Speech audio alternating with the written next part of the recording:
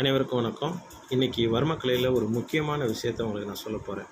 இது என்ன அப்படின்னு பார்த்தீங்க அப்படின்னா, விஷ மருத்துவம் அல்லது நச்சு மருத்துவம். அப்போ இந்த விஷ மருத்துவம் அப்படின்றது நம்ம வர்ம மருத்துவத்தில் ஒரு பிரிவு.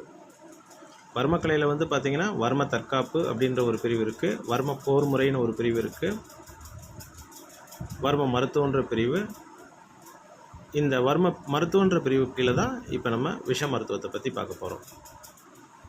இப்போ வர்ம தற்காப்புன்றது மனிதர்கள்னாலேயோ இல்லை வேறு ஏதாவது ஒரு விபத்தோ இல்லை வேறு ஏதாவது மிருகங்கள்னாலேயோ நமக்கு பாதிப்பை போகுது அப்படின்னா அதுலேருந்து எப்படி நம்மளை காப்பாற்றிக்கிறன்றது தான் வர்ம தற்காப்பு.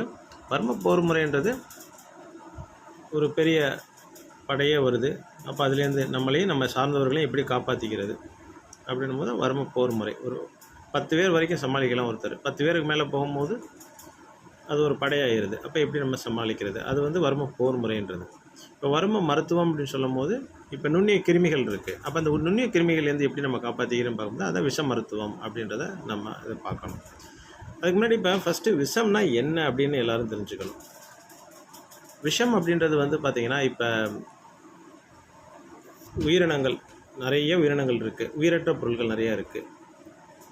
இதுலேருந்து வரக்கூடிய ஒரு ரசாயனமானது நம்ம உடம்புக்குள்ளே சுவாசிக்கும் போதோ இல்லை அதை தொடுறோம் அப்படின்னாலோ இல்லை அது நம்மளை தீண்டிடுது, ஏதோ ஒரு உயிரினங்கள் நம்மளை தீண்டிடுது, கடிச்சிருது, அப்போ அது மூலமாக நம்மளுடைய உடம்பில் சில ரசாயன மாற்றம் ஏற்படும், கெமிக்கல் சேஞ்ச்.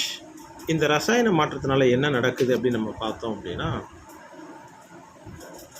நம்ம உடம்பில் இருக்கக்கூடிய இரத்த மண்டலம் அல்லது நரம்பு மண்டலம் பாதிக்கப்படும். சரியா? ஸோ இரத்த மண்டலம் நரம்பு மண்டலம் பாதிச்சதுனாலே நம்மளுடைய உறுப்புகள் எல்லாமே ஒவ்வொன்றா செயலிழந்து போயிடும். ஓகேவா? அப்போ இதுலேருந்து எப்படி நம்மளை தற்காத்து கொள்வது, இதுதான் இந்த விஷ மருத்துவத்தோட முக்கியமான ஒரு விஷயம். ஓகேவா? தொடர்ந்து பேசுவோம். நன்றி அனைவருக்கும்.